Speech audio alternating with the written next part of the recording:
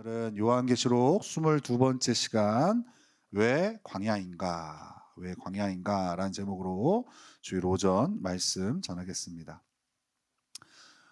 저는 지난주에 아주 중요한 결정을 하나 내렸습니다. 바로 우리 첫째 딸이 조종고를 갈 거냐 가평고를 갈 거냐의 결정을 한 달여간의 숙고 끝에 결정을 했습니다. 제가 하도 어떻게 해야 될지 몰라가지고 만나는 사람마다 물어봤어요. 어떻게 해야 돼? 가평고 가야 돼? 조중고 가야 돼? 이렇게 물어봤어요. 그랬더니 다 다르더라고요. 누구는 가평파가 있고요, 누구는 조종파가 있어서 너무 헷갈리는 거예요. 근데 제가 마음을 결정한 대답이 있었습니다. 제가 지난주에 우리 규원이한테 물어봤어요. 규원아, 우리 하연이 가평 가야 돼? 조종 가야 돼? 했더니 조종 가야죠 그러더라고요. 근데 그 음성이 주님의 음성으로 들렸어요. 이유는 얘기하지 않는데, 그래서 내가 왜 그래야 돼? 그랬더니 그냥 조종고 좋아요, 그냥 그러더라고요. 근데 그게 주님의 음성으로 들려서 제가 원서를 썼습니다. 조종고로. 네. 이렇게 한 달 정도 고민했지만 아직도 이 선택이 최선의 선택인지는 제가 아직도 확신을 할 수가 없어요. 왜 그럴까요?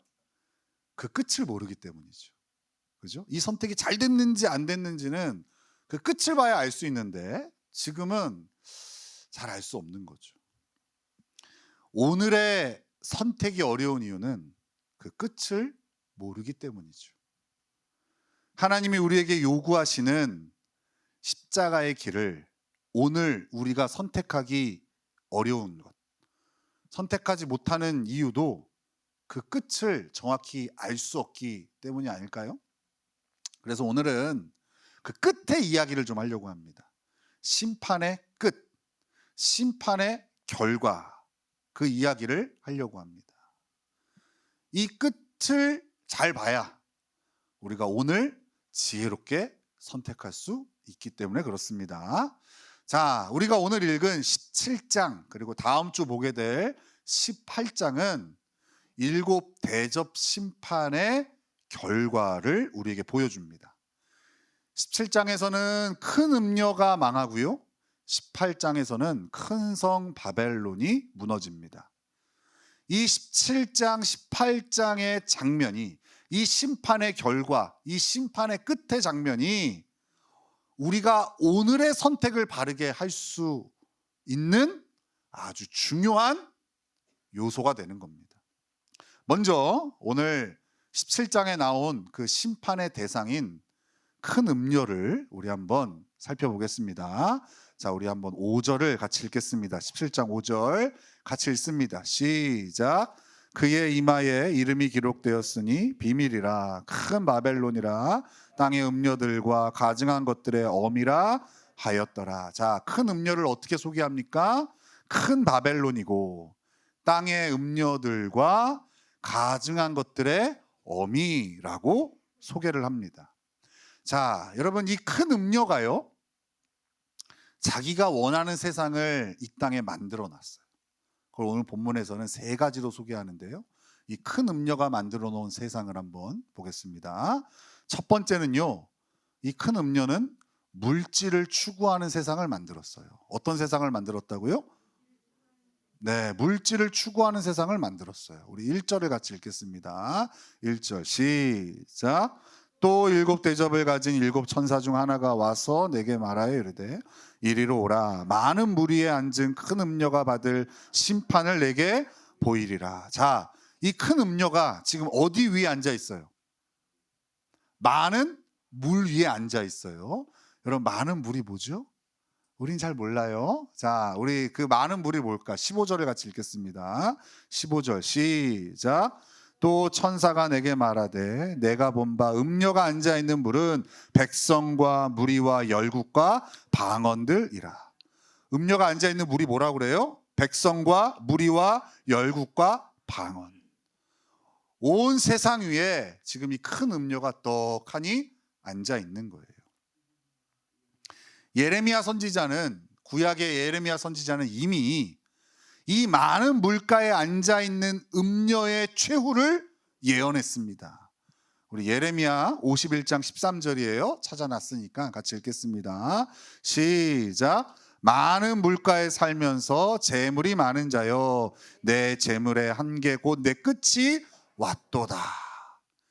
그 많은 물 위에 앉아 있는 큰 음녀의 심판을 이미 예레미야 선지자를 통하여 하나님 선포하셨다고요. 이 큰 음녀는 피라미드를 그려놓고 맨 꼭대기에 서는 것을 목표로 제시합니다. 이것이 큰 음료가 만들어 놓은 세상이에요. 그 세상은 우리를 다 맨 꼭대기를 바라보고 살게 해요. 다단계 같은 거. 그죠?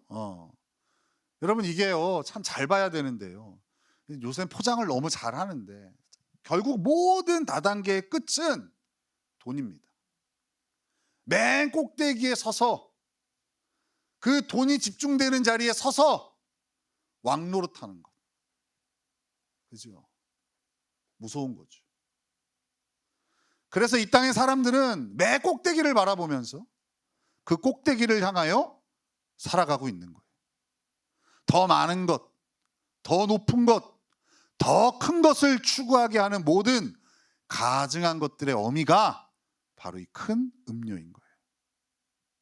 그러나 여러분, 하나님이 인간을 지으셨을 때 맨 처음 우리는 잘 봐야 돼요. 항상 창세기로 돌아가야 돼요. 정답을 모를 때는 정답이 창세기에 있어요. 하나님은 인간을 지으실 때 큰 음료가 그린 그런 그림을 그리지 않으셨어요. 하나님은 인간이 하나님 안에서 하나님을 의존하며 하나님이 공급해 주시는 힘을 통하여 살아가게끔 만드셨어요. 하나님만을 의지하고 하나님이 공급해 주시는 힘으로 충분히 살 수 있도록 하나님 만드셨다고요. 그러나 이 큰 음료가 주는 가치관은요, 힘과 권력 그리고 물질이 하나님이 공급해 주시는 것을 대체할 수 있다고 말하고 있는 거예요. 야, 너 하나님 없이도 살 수 있어. 아담에게 그랬잖아요. 너 선악을 알게 하는 나무식을 따먹으면 네가 하나님 되는 거야. 그런 오늘날의 선악과가 뭡니까? 물질이에요. 권력이에요. 힘이에요. 이런 거 가지면 하나님 없이도 살 수 있어 라고 큰 음료가 만들어 놓은 세상 가운데 우리를 끌어들이고 있는 거예요. 그래서 큰 음료의 가치관은요, 모두를 경쟁하게 만듭니다. 서로를 이겨야지만 자신이 살아남을 수 있는 거예요. 여러분, 우리 아이들이 학교 가면 제일 먼저 뭘 배웁니까? 그렇죠. 공부를 배우는데 그 공부를 뭘 통해 배워요? 경쟁을 통해서 배워요. 그죠? 누가 1등이야? 그죠? 니네 반에 공부 잘하는 애 누구야? 넌 몇 등 했어? 그죠? 우리 아이들이 공부라는 거를, 삶의 지혜의 바탕을 깔 수 있는 공부를 경쟁을 통해서 배워요. 그리고 그 배운 경쟁을 가지고 사회에 나와서 또 경쟁을 해요. 그리고 나중에 결혼해서 낳은 자식을 또 경쟁으로 몰아붙여요. 그죠? 이게 큰 음료가 만들어 놓은 세상이에요. 그러나 이 가치관을 추구하는 사람들, 이 사람들은 결국 힘에 부치고 지치게 되죠. 여러분, 우리가 옛날 운동회 때에 100m 달리기 그런 거 합니다. 그죠? 총으로 빵 쏘면 막 달리잖아요. 기억나죠, 여러분? 여러분도 100m를 달려본 적이 있어요. 근데 여러분, 그 전력 질주를 하고 난 다음에 어떻습니까? 숨을 몰아쉬고 회복하는데 시간이 걸립니다. 잠깐은 할 수 있겠지만 우리 인생 전체가 바로 이와 같은 전력 질주로 가득 채워져 있는데 어떻게 지치지 않고 힘이 들지 않을 수 있겠어요? 여러분, 목회 현장도 경쟁의 연속이에요. 그죠? 참 자유롭지 않아요. 목회자들도 그래요. 하나님이 주신 귀한 목회 현장이 아닌 사람들이 바라보는 목회 현장. 우리 교회 몇 명 모였나? 다른 교회에 비해서 어느 정도 성장했냐? 끊임없이 그 앞에 서게 되는 거예요. 여러분, 이런 사단이 주는 허상에 속으면 안 됩니다. 꼭대기에 오르면 모든 것이 해결된다는 그의 달콤한 목표 설정에 속으면 안 됩니다. 꼭대기에 오른다고 해서 절대 행복하지 않습니다. 여러분, 어느새 우리나라가요, 전 세계 나라 중에 가장 꼭대기에 있는 나라가 되었어요. 많은 나라들이 한국을 동경해요. 그리고 한국을 쫓아려고 그래요. 한국처럼 잘 사는 나라, 문화가 발달한 나라, 그 나라를 다 흠모하고 한국처럼 되고 싶어 해요. 근데 그 꼭대기에 서 있는 대한민국의 자살률이 세계 1위예요. 그건 뭡니까? 절대 그 자리가 행복한 게 아니라는 거예요. 그런데 이 음녀의 가치관은 우리들의 삶을 오염시켜 놨어요. 더 나아가 이 음녀의 가치관은 온 세계에 영향을 미치고 있는 거예요. 이렇게 큰 음녀가 만들어 놓은 세상, 첫 번째가 뭐라고요? 어떤 세상을 만들어 놨어요? 물질을 추구하는 세상을 만들어 놨어요.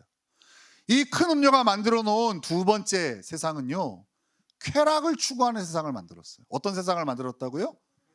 쾌락을 추구하는 세상을 만들었어요. 우리 2절을 같이 읽겠습니다. 2절 시작.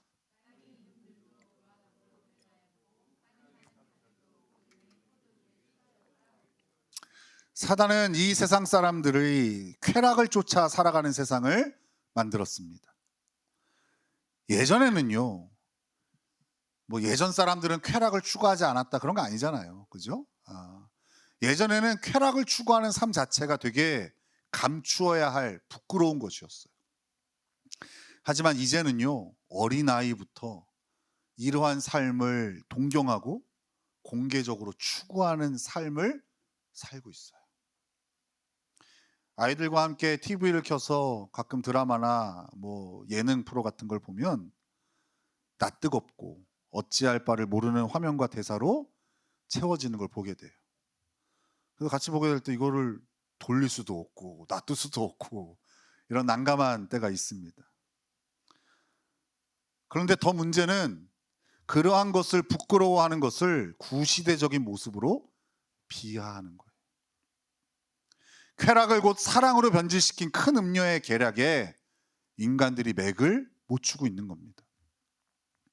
교회 안에서도 하나님의 기준으로 이 성을 바라보는 것이 아니라 사단이 제시하는 그 마음이 이끄는 대로의 성 문화가 자리 잡고 있는 것도 사실입니다. 쾌락에 인간이 약하고 또 그리스도인도 그 쾌락에 약한 인간이기에 넘어질 수 있습니다. 그러나 이러한 우리의 연약함을 핑계로 하나님의 기준을 세상의 기준으로 낮춰서는 안 됩니다. 쾌락을 추구하는 사회를 미화해서는 안 된다는 거예요. 잘 포장하고 그것이 뭔가 세련된 것 같고 그것이 뭔가 새 시대의 시대정신처럼 포장하는 그런 큰 음료에 눈속임에 속으면 안 된다는 거예요. 큰 음료가 만들어 놓은 쾌락을 추구하는 세상에 우리가 춤을 추어서는 안 되는 겁니다. 이렇게 큰 음료는 쾌락을 쫓는 세상을 만들어 놨어요. 하나 더 소개할게요. 큰 음료가 만들어 놓은 세상. 마지막 세 번째는요, 화려함에 물든 세상을 만들었어요. 어떤 세상을 만들었다고요? 화려함에 물든 세상을 만들었어요. 우리 4절을 같이 읽겠습니다. 4절 시작. 그 여자는 자주빛과 붉은빛 옷을 입고 금과 보석과 진주로 꾸미고 손에 금잔을 가졌는데 가증한 물건과 그의 음행에 더러운 것들이 가득하더라. 여러분, SNS를 보면 뭐 인스타그램, 뭐 저는 이제 유일한 SNS가 카톡인데요. 여기 뭐 인스타그램 하시는 분도 있고 또 뭐 있습니까 요새? 페이스북? 페이스북도 하나요? 뭐 그런 거 하잖아요, 그죠? SNS에 보면은요, 여러분 거기에 올라오는 사진들을 보세요. 막 집이 어질러져 있는 모습, 막 화장 안 한 쾌한 모습, 그죠? 막 싸우고 너덜너덜해진 표정, 막 이런 거 올리지 않죠. 명품, 해외 여행, 멋진 몸매와 세련된 외모, 이렇게 꾸며진 허상의 나로 그 SNS를 가득 채웁니다. 여러분, 예수님 없는 인생은 절대로 자신의 가치를 깨달을 수 없어요. 하나님께서 우리에게 말씀하신 우리의 가치가 뭡니까? 천하보다 귀한 영혼. 천하보다 한 영혼이 귀해요. 여러분, 우리의 가치가 그래요. 천하보다 귀해요. 여러분 잘 모르겠죠? 옆에 사람한테 얘기해 주세요. 당신은 천하보다 귀한 한 영혼입니다. 자, 웃으면서 하세요. 아유, 안 웃으면 무섭습니다. 다시 옆에서 당신은 천하보다 귀한 한 영혼입니다. 예수님 없는 인생은요, 이 가치를 몰라요. 깨달을 수 없어요. 그래서 다른 것으로 자신의 가치를 증명하고 드러내려 하는 거예요. 그렇게 포장된 자신을 남에게 보여줌으로 자신을 과시하고 싶은 거예요. 그 현장이 SNS예요. 그곳에 꾸며진 허상의 나로 가득 채우는 거예요. 그러나 그것은 자신이 아니죠. 꾸며진 허상에 불과한 것이죠. 신앙생활은요, 화려한 무언가를 쫓는 것이 아닙니다. 주님과 동행하며 묵묵히 십자가의 길을 걸어가는 거예요. 하나님께서 예수 그리스도를 통하여 우리에게 주신 진정한 가치를 깨닫는 자만이 걸어갈 수 있는 길이 바로 신앙생활인 거예요. 예수님의 핏값의 가치를 깨달은 인생은 내가 천하보다 귀한 한 영혼이구나. 하나님께서 나를 구원하시기 위해 그 아들까지도 십자가에 내어주셨구나. 그 가치를 알고 깨닫는 사람은요, 다른 것으로 치장하고 꾸미지 않아도 그 마음에 풍성함과 평안함이 있습니다. 더 이상 다른 사람이 나를 평가하는 것에 노란하지 않는 거예요. 그러나 큰 음료는 화려함으로 가득 찬 세상을 만들고 이 땅의 그리스도인도 십자가의 길을 시시하게 보고 화려함을 쫓아 살게 하고 있는 겁니다. 큰 음료가 이렇게 만들어 놓은 세상, 어떤 세상이라고요? 세 가지. 첫 번째는 물질을 추구하는 세상, 그리고 쾌락을 추구하는 세상, 그리고 화려함에 물든 세상. 큰 음료는 자신이 만들어 놓은 이 세상을 바라보고 거기 안에서 춤추며 거기 안에서 취해 있는 그 인생들을 바라보면서요, 승리의 도취에 빠져요. 자, 그 장면이 6절에 나와요. 6절. 우리 6절을 같이 읽겠습니다. 시작. 또 내가 보매 이 여자가 성도들의 피와 예수의 증인들의 피에 취한지라. 여기까지. 취합니다. 그 승리에 도취된 큰 음료. 그러나 바로 천사는요, 요한에게 이 큰 음료의 실상의 모습, 실체를 알려줍니다. 자, 7절을 읽겠습니다. 시작. 천사가 이르되 왜 놀랍게 여기느냐? 내가 여자와 그가 탄 7머리와 10뿔 가진 짐승의 비밀을 내게 이르리라. 야, 지금 큰 음료의 저 모습을 보고 놀라지 마. 당황하지 마. 내가 진짜 저 큰 음료의 실상을 보여줄게. 실체를 보여줄게. 지금 천사가 요한에게 그렇게 말하고 있는 거예요. 큰 음료로 표현된 이 사단은요, 만왕의 왕이신 어린 양에게 대패하게 되죠. 여러분, 그것이 14절에 나와요. 우리 14절도 같이 읽겠습니다. 시작. 그들이 어린 양과 더불어 싸우려니와 어린 양은 만주의 주시오 만왕의 왕이심으로 그들을 이기실 터이요 또 그와 함께 있는 자들 곧 부르심을 받고 택하심을 받은 진실한 자들도 이기리로다. 여러분 보세요. 만왕의 왕이신 어린 양, 그 그리스도께서 이 큰 음료를 이미 물리치셨어요. 승리하셨다고요. 그리고 더 중요한 게 있어요. 그 어린 양과 함께하는 그리스도인들도, 예수를 믿는 우리도 이미 그 승리에 동참해 있어요. 이것을 보여주는 거예요. 놀라지 말라고. 야, 저거에 당황하지 말라고. 진짜 저 큰 음료의 실상은 어린 양에게 패배했고, 그리고 어린 양을 붙들고 있는 너희들에게 이미 패배한 존재라는 것을 보여주고 있는 거예요.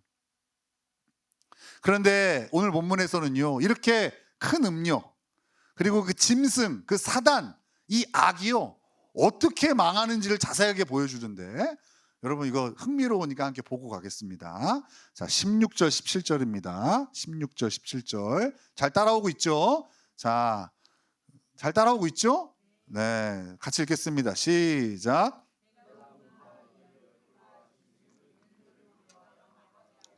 벌거벗게 하고 그의 살을 먹고 불로 아주 사르느니라.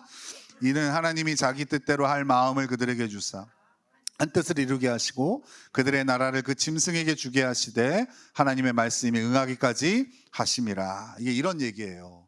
여러분, 한편으로 보였던 그 짐승과 음녀가요 서로 미워하고 싸워서 망하게 되는 거예요. 이런 걸 뭐라고 얘기해요?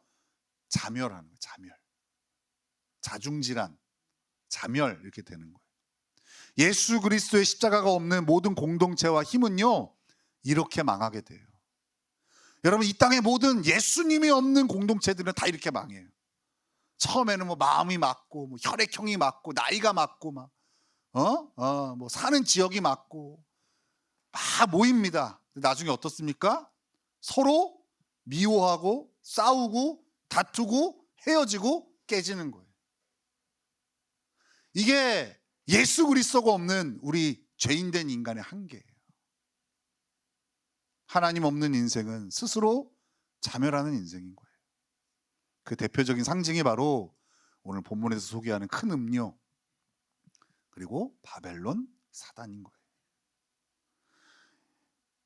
여러분, 이 끝을 모르는 인생들이요 큰 음료가 만들어 놓은 세상 안에서 사단이 원하는 대로 움직이고 춤을 추는 거예요. 왜요? 당장 그 세상이 너무나도 매력적이고 화려하기 때문에 그래요. 망할 것 같지 않거든요. 영원할 것 같거든요. 그러니까 큰 음료가 만들어 놓은 세상에서 사단이 지시하는 대로, 사단이 원하는 대로 그런 인생을 살아가는 거예요. 그러나 오늘 본문은 분명히 얘기해요. 그 끝이 뭐라고요? 멸망이라고 얘기하는 거예요. 지금은 왕성해 보이지만 결국에는 심판받아 무너지고 사라지게 되는 거예요. 하나님은 우리가 이 실체를 바로 보기를 원하시는 거예요. 하지만 당장의 크고 화려한 것에 눈이 멀어 그리스도인인 우리도 큰 음료가 만들어 놓은 세상에서 사단이 원하는 대로 움직이며 살아가고 있죠. 여러분, 우리의 지난 삶을 보세요. 아니, 지난 한 주간의 삶만 보세요. 한 주간의 삶 동안 우리는 왜 이렇게 선택이 어려웠죠? 우리는 왜 이렇게 어쩔 수 없다는 핑계가 많죠? 피곤하고 힘들고 어려운 것을 더 많은 물질로, 더 많은 쾌락으로, 더 많은 화려함으로 해결하려 시도하잖아요. 우리 그리스도인인데도. 그죠? 이게 현실이라고요. 그래서 우리는 이제 이런 고민을 해야 돼요. 어떻게 이런 어리석은 인생을 끝장낼 수 있을까? 그 끝이 허망하고 멸망이라는 것을 알면서도 당장 오늘이 그 큰 음료가 주는 세상에서 사단이 원하는 대로 살아가는 우리의 이 어리석은 인생을 어떻게 하면 끝장낼 수 있을까? 하나님은요 큰 음료가 만들어 온 세상에서 어리석게 살아가는 그 삶을 끝장내기 위해서 우리를 어디로 이끄시냐? 광야로 이끄십니다. 어디로 이끄신다고요? 광야로 이끄세요. 우리 3절을 같이 읽겠습니다. 3절 시작. 곧 성령으로 나를 데리고 광야로 가니라. 내가 보니 여자가 붉은 빛 짐승을 탔는데 그 짐승의 몸에 하나님을 모독하는 이름들이 가득하고 7머리와 10뿔이 있으며. 성령께서 요한을 광야로 이끄세요. 그 요한이 살던 시대도 그래요. 로마라는 큰 음료가 지배하는 세상이에요. 로마가 무너질 것 같지 않아요. 막강한 힘을 가진 사람들이 그리스도인들을 구박하며 그리고 핍박하며 그리고 그 세상이 끝날 것 같지 않아요. 그래서 타협하는 신앙인들도 있었어요. 여러분, 당시에요 그리스도인들이 핍박받지 않을 수 있는 유일한 길이 하나 있었어요. 뭔지 알아요? 유대교인이라고 그럽니다. 유대교인. 당시 유대교는요 로마 사회에서 공인된 종교였어요. 어떻게 공인될 수 있었을까요? 황제를 숭배했거든요. 그러니까 유대교인은 괜찮은 거예요. 그러니까 그 시대의 그리스도인들의 가장 큰 유혹이 뭐였는지 알아요? 자기를 유대교인이라고 소개하는 거예요. 그죠? 그런데 하나님의 정답은 그게 아니었죠. 핍박받는 초대교회 성도들에게 뭘 얘기해요? 히브리서에 오직 예수를 바라보라고 얘기하잖아요.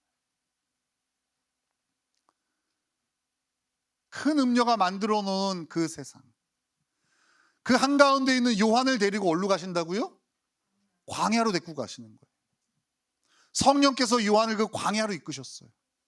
그리고 그곳에서 짐승을 탄 큰 음녀를 보여주시는 거예요. 우리가 오늘 쭉 살펴봤던 그 큰 음녀의 실체, 그 큰 음녀의 끝을 어디서 보여주셨다고요?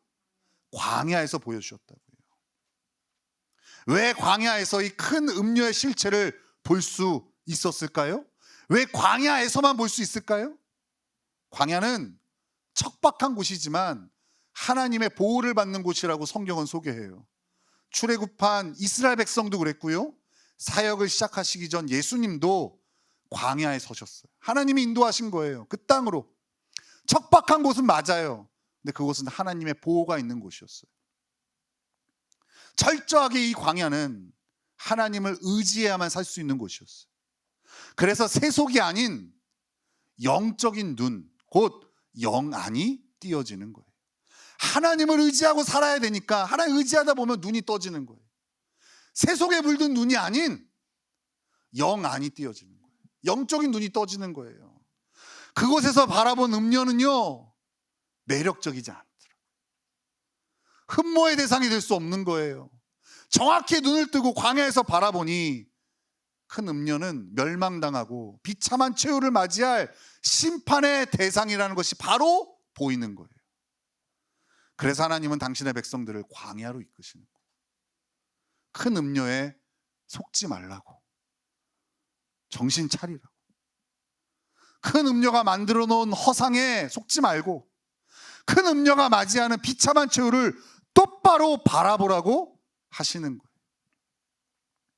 오늘날에도 우리 성도들이 참, 제가 매년 이런 얘기를 하는 것 같아요. 매년 고난의 기록이 경신되는 것 같아. 내년에 또 걱정돼. 어떤 고난이 우리 성도들에게 찾아올까? 그 고난을 함께하는 저 입장에서도 버거운 것이 사실이에요. 근데 더 우려되는 건 뭔지 알아요? 여러분 마음속으로 이렇게 생각하잖아요.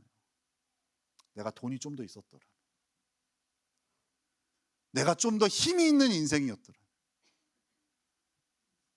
내가 좀 더 빽 있고 권력 있는 사람이 내 주위에 있었더라면 이 문제 해결할 수 있는데, 이 마음이 성도들에게 있는 마음이더라. 고난이 찾아온 것보다 더 무서운 게 이런 거예요. 큰 음료가 주는 가치관으로 성도들이 살아가고 있는 거예요. 하나님 그렇게 살지 말라고, 정신 차리라고 가르쳐 주시는 거예요. 답이 거기에 있지 않다. 답은 오직 예수 그리스도를 바라보는 것밖에 답이 없어요. 광야에서만 볼 수 있는 답인 거예요. 하나님은 우리를 광야로 인도하시면서 이 큰 음료의 실체, 그 큰 음료의 끝을 보여주시면서 오늘 선택을 잘하라고 하시는 거예요. 끝을 보여주시면서 지금 잘 살아야 된다고 말씀하시는 거예요. 끝을 보여주시면서 지금 정신을 차려야 한다고 경고하시는 거예요. 어쩔 수 없다 핑계대는 우리들에게 끝을 보여주시면서 바른 선택하라고 하시는 거예요. 그럼 선택이 쉽잖아요. 끝을 모르니까 오늘 선택이 어렵잖아요. 선택을 하고도 찜찜하잖아요. 그런데 이 광야에서 큰 음료의 실체와 끝을 보여주시면서 오늘 그 초라해 보이지만 그 선택을 하라는 거예요. 화려하지 않지만 그 선택을 하라는 거예요. 이게 우리를 광야에 세우신 하나님의 의도이고 뜻인 거예요. 그래서 우리는 큰 음료가 마련해 놓은 세상이 아닌 하나님이 마련해 주신 광야에 서야 됩니다. 그래야 살 수 있어요. 광야에 서면 진정한 끝을 볼 수 있어요. 여러분이 지금 마주하고 있는 광야, 고난이라고도 표현할 수 있겠죠. 어려움이라고도 표현할 수 있겠죠. 이것이요, 실상은 여러분을 살리는 하나님의 배려인 거예요. 지금의 어려움과 광야를 더 많은 물질로 그리고 쾌락과 화려함으로 해결하려 하면 안 돼요. 지금의 이 광야가 실상은 우리를 진정한 축복의 길인 십자가로 인도하고 있음을 잊으면 안 되는 겁니다. 어쩌면 오늘 우리가 드리는 이 예배 자리가 하나님이 허락하신 광야 자리가 아닐까 생각해 봅니다. 하나님은 오늘 이 예배를 통해서 우리의 세속의 눈을 고쳐주셔서 영의 눈을 뜨게 하시는 겁니다. 어느새 우리도 모르게 쫓고 있는 물질 만능주의의 가치관, 쾌락을 추구하는 습성, 그리고 화려함으로 자신을 감추려는 모든 것을 하나님은 이 예배를 통하여 멈추게 하시는 거예요. 이 예배가 우리 인생에 없었다면 아마 우리는 브레이크가 없는 자동차를 모는 것과 같은 인생의 결말을 맞이하게 될 거예요. 가끔씩 막 급발진하는 자동차, 브레이크가 고장난 자동차, 요새는 그 블랙박스가 있으니까 막 영상이 소개되어집니다. 얼마나 무섭습니까? 그거 보면은 내 차가 저럴까 봐 너무 떨리죠. 그죠? 그 끝이 뭡니까? 죽음이에요.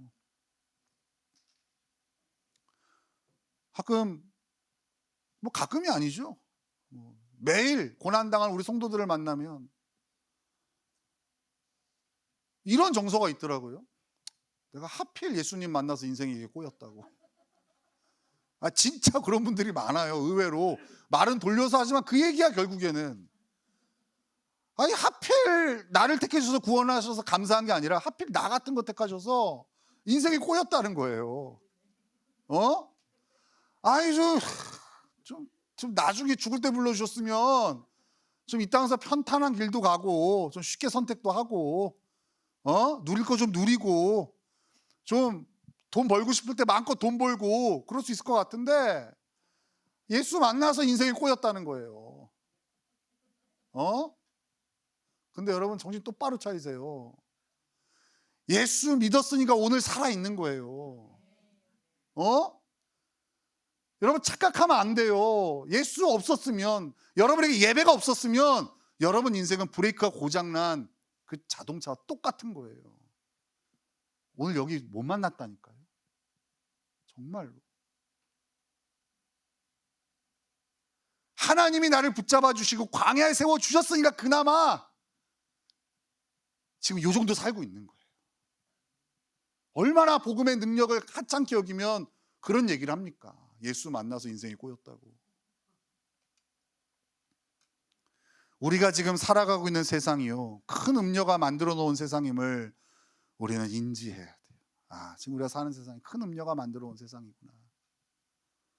그리고 이 큰 음녀가 맞이하는 결국도 우리는 기억해야 돼요. 이것도 꼭 기억해야 돼요. 지금 화려해 보이고 강력해 보이고 영원할 것 같지만 큰 음녀는 결국 멸망의 대상이구나, 심판의 대상이구나, 스스로 자멸하여 무너지는 그 악에 불과하구나 라는 걸 기억해야 돼.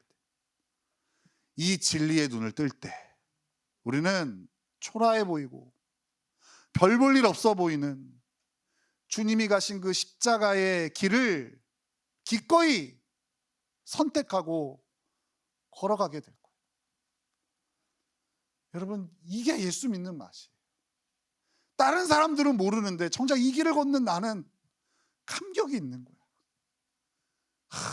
허상에 속지 않고 십자가를 지고 걸어가는 그 길. 여러분, 이 세상에 누가 예수님이 가신 그 길을 매력적으로 봐요? 그잖아요. 누굴 위해서 양보하고 희생하면 이 바보 같은 놈 그러지. 근데 그 길이 너무 매력적인 거야. 누군가의 위로자가 되고 싶고, 누군가를 섬기고 싶고, 내가 누군가의 미랄이 되어서 주님이 가신 그 길을 걷고자 하는 그 마음이 너무 복된 거예요. 여러분, 누가 알아줍니까 이거? 세상은 모른다니까요. 그러니까 큰 음녀에 농락당한 인생들은요, 그걸 비판하는 거예요. 근데 끝을 보셔야 돼요. 누가 살아남습니까? 누가 하늘의 위로와 하늘의 축복을 받습니까? 제가 지난주에 어떤 누군가를 엄청 혼을 냈어요. 자꾸 사람한테 위로받으려고 그래서. 하나님께 위로받으라고 그랬어요. 하나님께 위로받으라고. 이 땅에 무슨 위로가 있냐고. 하나님 우리를 위로하라고 세우셨지, 위로받으라고 세우신 게 아니라고. 하나님께 충분히 위로받으라고. 다 받을 수 있다고. 여러분, 큰 음료가 주는 그 달콤한 위로에 속으면 안 돼요. 하나님 그 간절한 마음으로 우리를 광야에 세우시는 거예요. 오늘 어쩌면 우리의 그 예배라는 광야에 우리를 세우셔서 우리가 오늘 그 초라해 보이는 그 길을 걸어가게 하시는 거라. 여러분, 희생이란 말 쓰지 마세요. 뭐 헌신이란 말 쓰지 마세요. 주께서 우리에게 해주신 거 생각하는데 우리가 무슨 희생과 헌신이 됩니까? 어마어마한 거 주시고 끝까지 이 길을 갈 수 있게 해주시는데, 여러분 뭐 했다고 뭐 헌신, 뭐 했다고 희생, 그게 쓴뿌리가 되어서 막 마음이 상하고, 아이고 됐습니다. 여러분, 눈을 뜨셔야 돼요. 그러면 여러분들이 지금 걷는 이 길이 얼마나 복된지를 알게 돼요. 저 힘들고 어려울 수 있어요. 근데 그 고난조차도 축복으로 여길 수 있어요. 고난을 통해서만 경험할 수 있는 하나님이 있고, 그 광야에서만 볼 수 있는 실상이 있다니까요. 여러분, 거기서 신앙의 재미를 찾아야지. 맨날 남 이기고 작년보다 돈 많이 벌고 더 높아지고 자식이 잘 되고, 여기서 재미를 찾으려고 그러니까 재미가 없는 거예요. 맨날 큰 음료가 지배하는 세상으로 나가고 싶은 거야. 교회만 오면 오늘 오기 싫었는데요, 제가 참고 왔습니다, 이러고 다 얘기하는, 말이 안 되는 거죠. 여러분, 오늘도 이제 이번 한 주에 우리 첫 시작으로 서는 거예요. 오늘 이 예배의 광야에서 하나님이 보여주신 큰 음료의 끝을 기억하며 이 한 주 살아가야 돼요. 그러면 이번 한 주 이렇게 살 수 있어요. 묵묵히 주님과 함께 십자가의 길을 걸어가게 되는 거예요. 여러분, 이 복된 삶이 펼쳐졌습니다.